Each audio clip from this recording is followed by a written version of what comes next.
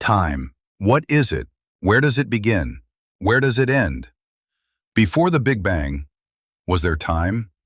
Or will it ever have an end? When our solar system reaches the end of its life, when we are gone, will time still exist? Is it something that flows independently of everything, of us, of all matter, of space itself, like a straight line? According to classical physics pioneers like Galileo and Newton, the answer is yes. Time is absolute, unchanging, fixed, and flows independently of everything.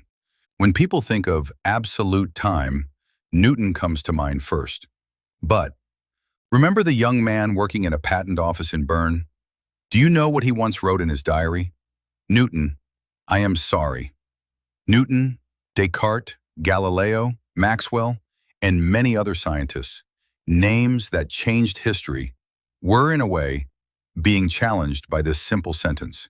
He was saying, gentlemen, I'm sorry, but that's not how it works.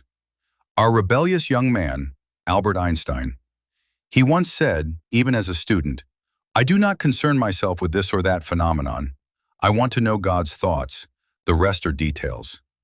Even an hour before his death, he was trying to take the final step to understand the mind of God, still working on the theory of everything. We will talk about Einstein a lot. With all his strengths and flaws, I have so much to share about his life and perspective. But today we will talk about time. And to understand and explain time, we need to go back in time, back to where it all began. Don't worry, we won't go as far as Greek mythology or ancient philosophers.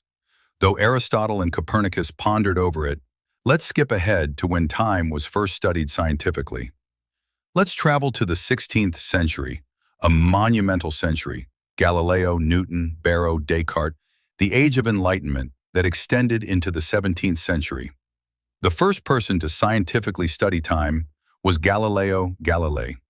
With Isaac Barrow and Isaac Newton, the concept of time reached a form that would be accepted for centuries. To all of them, time, as mentioned earlier, was absolute and universal. This concept is often referred to as Newtonian time. Time, defined in this way, was the same for everyone, progressing at a constant rate throughout the universe, measurable but not perceivable. Newton firmly believed that space and time were distinct components of objective reality.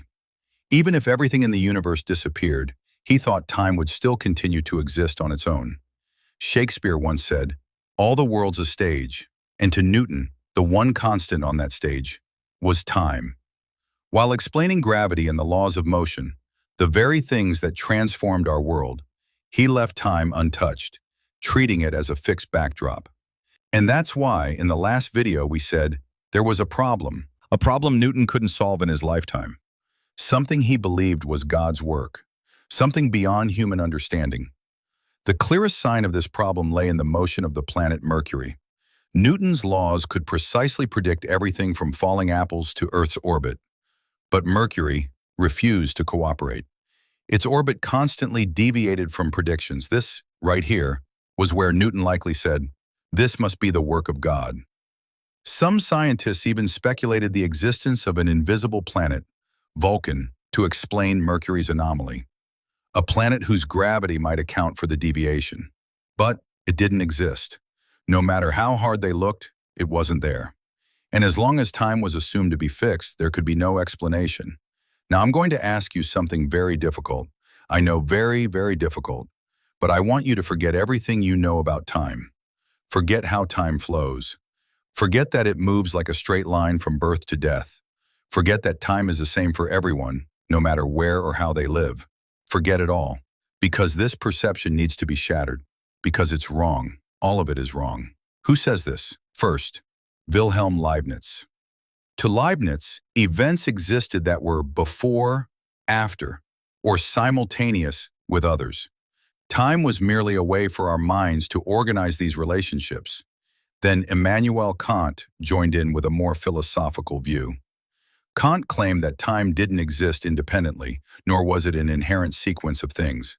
Time, he said, was simply the mind's way of organizing experiences. In Kant's view, things existing outside our minds, independent of us, were not in time. But it was Albert Einstein who put the final nail in the coffin.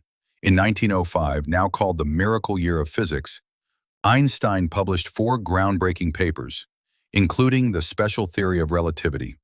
Later, after more than a decade of intense effort, he published his general theory of relativity, engraving his name into history forever. These are not things that can be summed up in one sentence. We'll go deep into the details later. But let's stay focused.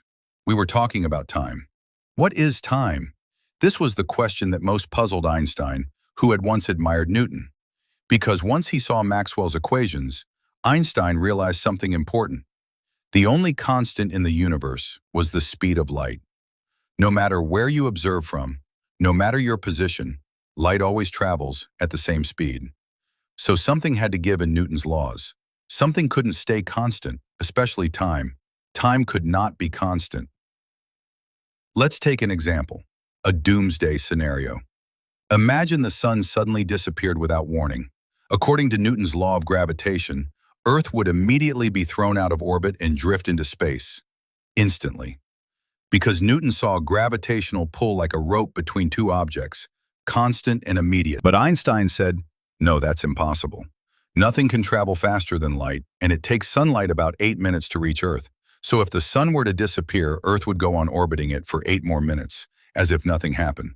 Then, well, things wouldn't look good. This insight became one of the most important discoveries in science.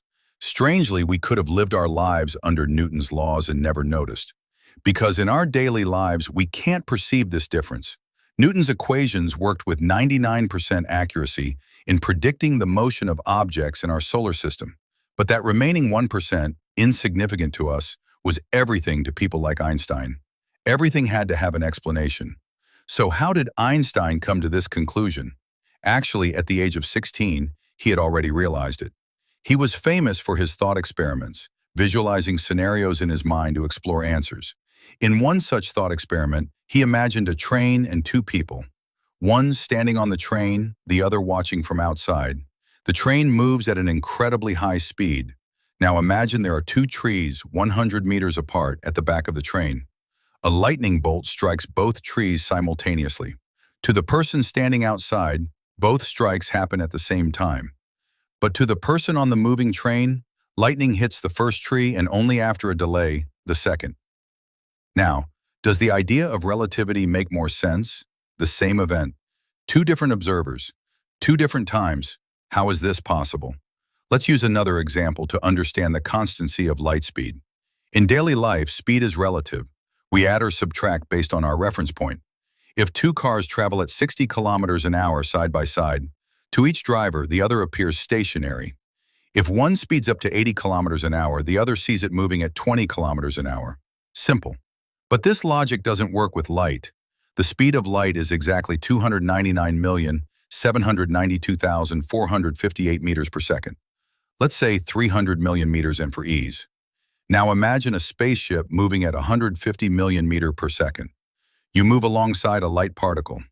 If you measure the speed of that light from the spaceship, it should read 150 million meters per second. Right? Wrong. Whether you're at rest, moving at half the speed of light, or even 99% of it, you will always measure the speed of light as exactly 299,792,458. How? Let's try to explain. You've probably heard this equation, E equals mc squared, energy equals mass times the speed of light squared.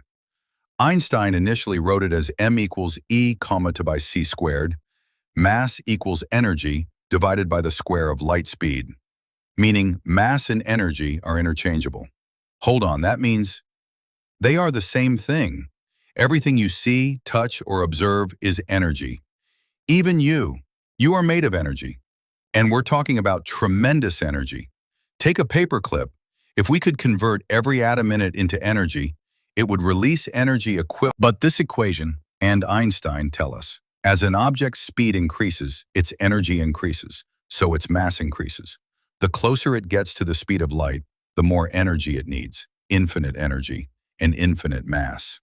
That's why nothing can exceed the speed of light. And here's the mind-bending part. According to normal physics, speed times time equals distance. But once you insert light speed into this equation, traditional physics breaks down. Because light speed is constant, time and distance must change. Let's end with one last example. Imagine twins, Ahmet and Aish. Both are astronauts. Ahmet stays on Earth. Aish boards a spaceship that travels at 99.997% of the speed of light for 1 year. They are both 30 when she leaves. When she returns after a year, Aish is now 31, but Ahmet is 81. For someone moving at that speed, time slows down drastically. They become the first twins with a 51-year age gap. And this isn't just theory. It was proven in 1971 through the Hafley-Keating experiment. 3 atomic clocks were synchronized. 2 were flown on planes in opposite directions, one east, one west. The third remained on the ground. After the flights, the clocks no longer matched. The eastbound clock was 59 nanoseconds behind. The westbound was 273 nanoseconds behind. Hard to grasp, right? It's nearly impossible for the human mind to accept, but it affects our daily lives. Take GPS systems, for example. Satellites in orbit move so fast that even tiny differences in time need to be constantly adjusted. Otherwise, your location on Google Maps could be off by kilometers. And everything I've told you so far is just a very brief summary of Einstein's special theory of relativity, published in 1905. I haven't even mentioned gravity or general relativity yet, or the world of quantum physics, where even Einstein got stuck. So yes, we're only getting started. These laws, theories, examples. At some point you might wonder, what does this mean for my daily life? I ask that too sometimes. It feels too abstract, too hard to grasp. You want to give up. But then I find myself thinking about the universe, about energy, that we and everything are just energy, that time might be an illusion, that everything, our perspective, our joys, sorrows, problems, are all relative. They change depending on how we look at them. When I think of all this, I say, physics. It's actually telling me about myself, and it completely transforms my perspective on life, on the universe, on everything happening, on social issues, politics, psychology, even myself. So, let's see what we'll learn about ourselves in the next video. Shall we meet again at the first opportunity? Until then, take good care of yourself. And as always, so glad you're here. With love.